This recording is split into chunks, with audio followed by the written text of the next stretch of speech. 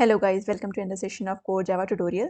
इस वीडियो में हम पढ़ेंगे दिस कीवर्ड के यूज़ के बारे में। ये मैंने यहाँ पे दिस कीवर्ड से रिलेटेड कुछ नोट्स बना रखे हैं, उस पे हम गो थ्रू करेंगे। दिस कीवर्ड के यूज़ को हम with the help of example समझने की कोशिश करेंगे। उसके बाद मैंने कुछ इंटरव्यू क्वेश्चंस लिस्ट डाउन किए हैं on the basis of my analysis regarding this topic. तो आप इसको भी गो थ्रू कर सकते हो। जब आप दिस कीवर्ड को अच्छे से अंडरस्टैंड कर लोगे तो एक बार अगर आप इंटरव्यू क्वेश्चंस उसके बाद कर लोगे तो आपके कॉन्सेप्ट्स काफ़ी ज़्यादा क्लियर हो जाएंगे। तो ये रहे हमारे नोट्स, इसको अभी हम गो थ्रू करेंगे। मैं और भी बहुत सारे वीडियोस जावा के टॉपिक पे कवर करती हूँ। मैं छोटे-छोटे शॉर्ट्स भी बनाती हूँ on the basis of Java interview questions. तो प्लीज़ मेरे चैनल को ज़रूर चेकआउट करो और अगर आपको इस चैनल के वीडियोस अच्छे लग रहे हैं तो प्लीज़ इस चैनल को like, share, comment and subscribe ज़रूर करें। तो चलिए चलते हैं यूज़ ऑफ दिस कीवर्ड के बारे में। तो reference variable that refers to the current object.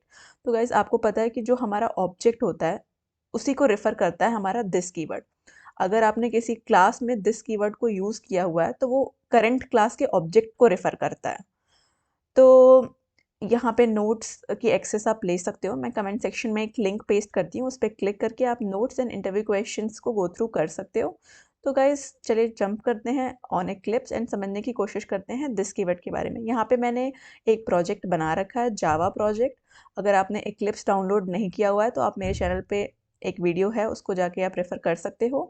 वहाँ से हमने एक प्रोजेक्ट बनाया है जावा का और उसमें मैंने एक पैकेज बना रखा है जिसके अंदर मैंने डेमो दिस नाम की क्लास बना रखी है। तो सबसे पहले गाइस सबसे पहली रिक्वायरमेंट देख लेते हैं कि हम दिस को कैसे समझने की कोशिश करेंगे। This keyword in Java is used to refer current class object.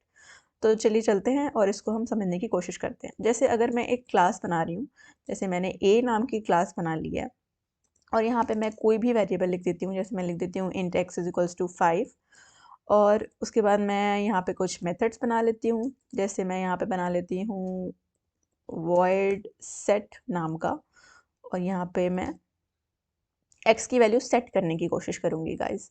तो अब x की वैल्यू सेट करेंगे, यहाँ पे मैं एक पैरामीटर पास करूँगी x नाम का, यहाँ पे फिर मैं x is equals to x. तो अभी मैं गाइस ये समझा रही हूँ कि दिस कीवर्ड का अगर हम यूज़ ना करें तब क्या होता है। तो चलिए यहाँ पे हम इसका ऑब्जेक्ट बना लेते हैं। a is equals to obj लगा देते हैं, is equals to new a और यहाँ पे हमने लिख दिया। और अगर हम obj डॉट सेट को कॉल करेंगे और यहाँ पे हम पास करेंगे x की वैल्यू, तो सपोज मैंने 5 पास कर दिए गाइस। और यहाँ पे हम फिर void display नाम का एक मेथड बनाते लेते हैं जहाँ पे हम उसकी वैल्यू देखने की कोशिश करेंगे जो भी हमने पास करी हुई है।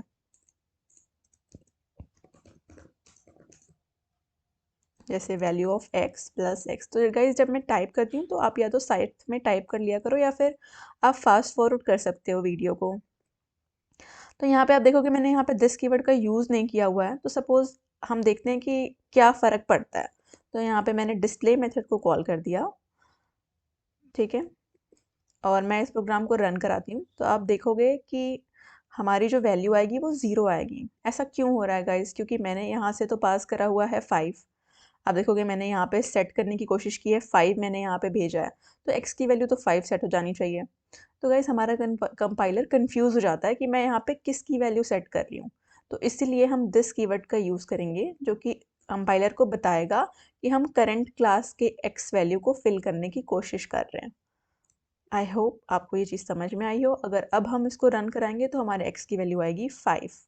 तो गाइस हमने पहला कॉन्सेप्ट समझ लिया है कि हम दिस को यूज़ कर सकते हैं to refer current class object और उसकी हेल्प से हम क्या कर सकते हैं, एक्सेस कर सकते हैं करंट इंस्टेंस वेरिएबल को। तो हमने वेरिएबल को एक्सेस करके उसमें वैल्यूज़ को फिल कर लिया है।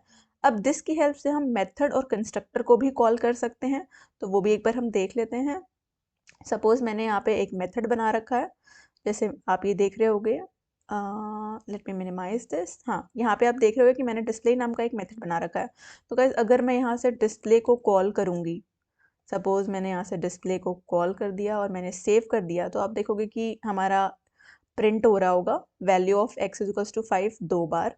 लेकिन अगर मैं यहाँ पे दिस भी लगा दूंगी तो एक्चुअली कंपाइलर इंटरनली यहाँ पे दिस कीवर्ड लगाता है, ठीक है। तो अगर मैं इसको सेव करूँगी तो भी सेम ही रिजल्ट आएगा। मतलब अगर आप डिस्प्ले लिख रहे हो तो कंपाइलर इंटरनली उसको डिस्प्ले कर रहा है, जैसे equals to this dot display, तो कंपाइलर इंटरनली उसे दिस डॉट डिस्प्ले करके ही प्रोसेस कर रहा है।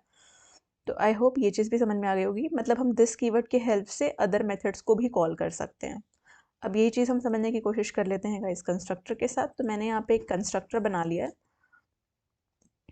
और कंस्ट्रक्टर मैंने यहाँ पे बना लिया, और एक और कंस्ट्रक्टर मैं बना लेती हूँ, पैरामीटराइज कंस्ट्रक्टर। अगर आपको ये नहीं पता है कि पैरामीटराइज कंस्ट्रक्टर क्या होता है तो प्लीज़ आप मेरी प्रीवियस वीडियोस देख सकते हो, वहाँ पे मैंने ये समझाने की कोशिश की हुई है कि पैरामीटराइज कंस्ट्रक्टर क्या होता है।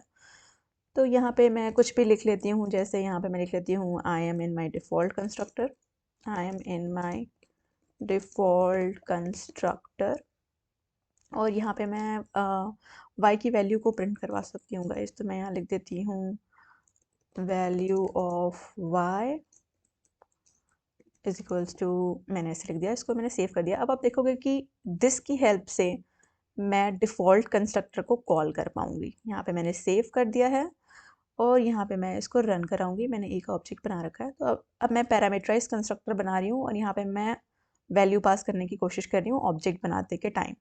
तो ये ए और ब्रैकेट में जो 5 लिखा है इसकी हेल्प से पैरामीटराइज कंस्ट्रक्टर की कॉलिंग हो जाएगी गाइस। मैंने इसको सेव कर लिया है और 5 की जगह कुछ और वैल्यूज़ प्रिंट करवा लेते हैं, क्योंकि हमने x में भी 5 वैल्यू ही दे रखी है। तो सपोज़ मैंने 4 करवा ली और अब मैं इसको रन करती हूँ।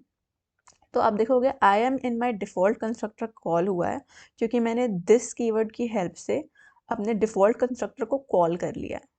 तो आई होप समझ में आ गया होगा। दिस कीवर्ड का यूज़ अब तक हमने देख लिया एक वेरिएबल की वैल्यू, करंट ऑब्जेक्ट की वेरिएबल की वैल्यू सेट करने के लिए। फिर हमने ये देख लिया कि हम कैसे कंस्ट्रक्टर, डिफ़ॉल्ट कंस्ट्रक्टर को दिस कीवर्ड की हेल्प से कॉल कर सकते हैं। फिर हमने ये भी देख लिया कि हम मेथड्स को भी कॉल कर सकते हैं with the help of this keyword. जैसे यहाँ पे मैं दिस लगा देती हूँ, उसको सेव कर देती हूँ। तो ये होती है दिस कीवर्ड का यूज़। अब हम चलते हैं नेक्स्ट यूज़ पे, जो कि है we can pass this keyword as argument. तो गाइज अब हम एक नई क्लास बनाएंगे जिसमें हम समझने की कोशिश करेंगे कि हम दिस को एज एन आर्गुमेंट कैसे पास कर सकते हैं। तो मैंने यहाँ पे न्यू क्लास पे क्लिक किया हुआ है और मैं यहाँ पे अब लिखूंगी दिस एज आर्गुमेंट, और यहाँ पे हम मेन मेथड को सिलेक्ट कर लेंगे और हम अपनी क्लास बना लेंगे। फिर यहाँ पे गाइज मैं एक और क्लास बनाना चाहती हूँ जिसका नाम होगा क्लास बी। इसमें उसके बाद दिस एज आर्गुमेंट क्लास में मैं एक डिफ़ॉल्ट कंस्ट्रक्टर बनाना चाहती हूँ। अगर आपको ये नहीं पता है कि डिफ़ॉल्ट कंस्ट्रक्टर कैसे बनता है तो आप मुझे मेरे प्रीवियस वीडियोस को फॉलो अप कर सकते हो। यहाँ पे मैं एक वेरिएबल डिफाइन कर रही हूँ z नाम का, जिसकी वैल्यू हम 10 रख लेते हैं। और मैं दिस एज आर्गुमेंट क्लास में एक और मेथड डिफाइन करना चाहती हूँ जिसका मैं नाम रखूँगी डिस्प्ले। इसमें हम क्या डिस्प्ले करेंगे वो आप कुछ भी लिख सकते हो, मैं जस्ट समझाने के लिए यहाँ पे high I am in display method लिख रही हूँ।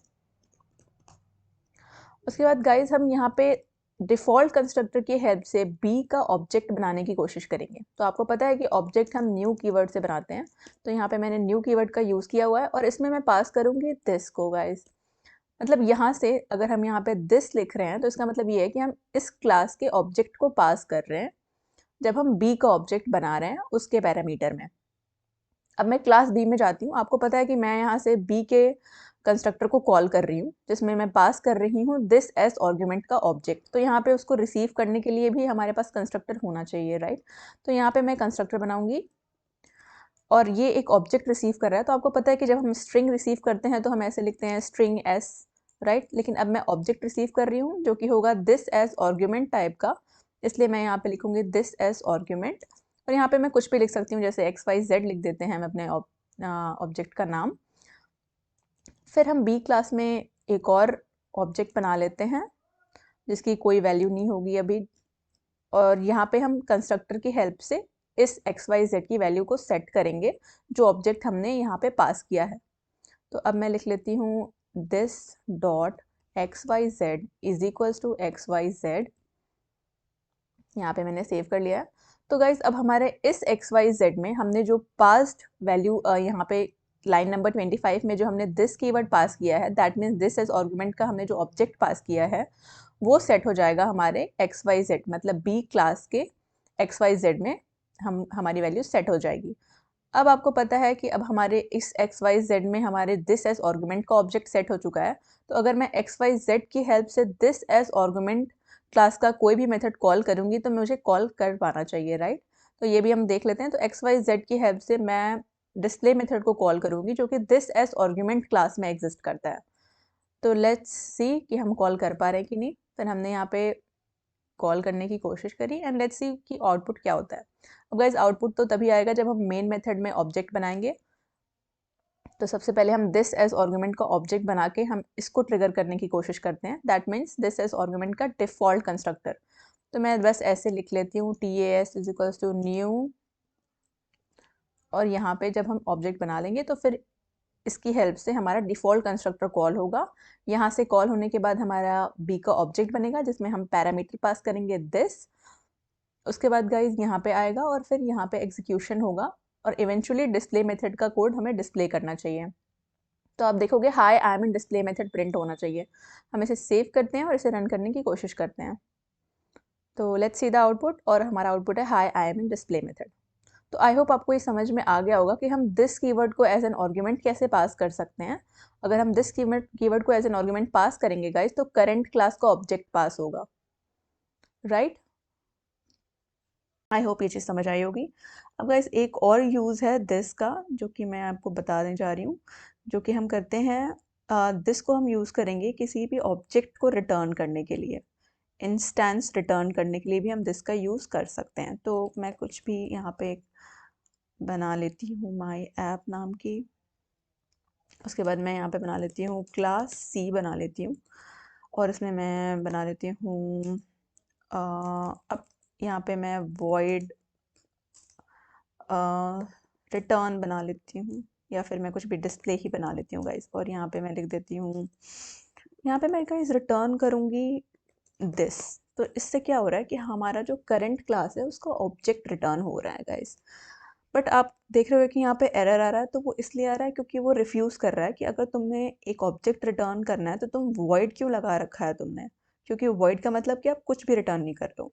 तो अब हम यहाँ पे ऑब्जेक्ट रिटर्न कर रहे हैं जो कि C टाइप का होगा, तो हम यहाँ पे C लिख देंगे गाइस।